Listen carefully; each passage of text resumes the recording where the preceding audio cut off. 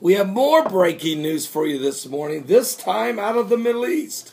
Lebanon troops have fired upon Syrian airplanes. I repeat, Lebanon government troops have fired on Syrian government airplanes. This isn't the Sunni Shiite thing.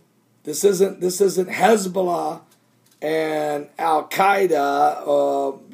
This isn't a Islamist factions warring among each other. These are actual governments. Now listen to this. Lebanese troops have fired on Syrian warplanes, violating its airspace for what it thought to be the first time since the conflict began in the Syrian war. Lebanon's national news agency said that the army had responded to raids by Syrian warplanes in the Arsal Bika Valley. Now, Syrian government forces have fired in Lebanon in the past, but it was because they were targeting rebels who were sheltering on the border. And so the Lebanon government did not respond because they understood what they were doing. They were shooting at rebels that were over just across the border hiding there, who were fighting against Assad. But this time, Lebanese authorities had, until now, they had not responded militarily, hoping that they would not be dragged into this war.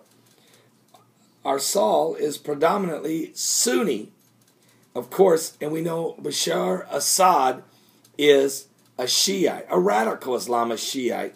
He's a close friend with the Iranians, who are radical, and with Hezbollah. I mean, you're hanging out with Hezbollah and with and Iran, all of which are radical Islamic Shiites, then you're hanging out with the wrong crowd. But then again, the Americans are hanging out with the Muslim Brotherhood. I should say not the Americans. The Obama administration is hanging out with the Muslim Brotherhood. Not all the red, white, and blue. Not all of us that bleed red, white, and blue are on that deal. I can tell you that. Well, anyway, that's another story. The northeastern town has been flooded with refugees since the Syrian military launched an offensive in the mountains last month. So some 20,000 people are right now settled in makeshift camps as the Syrian troops, backed by members of the militant Lebanese Shia Islamist movement called Hezbollah, have sought to cut rebel cross-border supply routes. This thing, I'm telling you, Psalms 83. Let's go there. Let's just go there, because there's no question.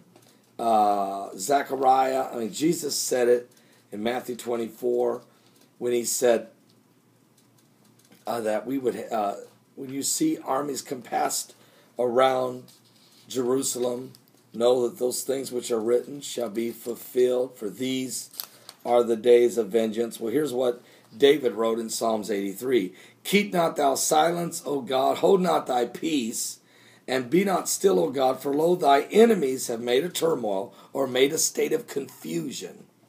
And they that hate thee, they've lifted up their head. They've taken crafty counsel against thy people. They've consulted against thy hidden ones. They have said, come, let us cut them off from being a nation, that the name of Israel may be no more in remembrance. For they have consulted together with one consent, they are confederate against thee. What is happening is, even though the Shiites and the Sunnis are fighting, it's bringing more and more and more weaponry, military presence all around in the Middle East area.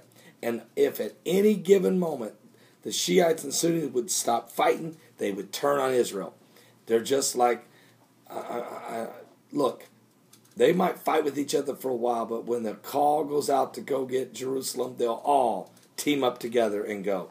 You have to understand that is the times we're living in. Something biblical is going on with the signs of the second coming of Christ. Give your life to Jesus Christ. We're living in the last days. It's time to be saved.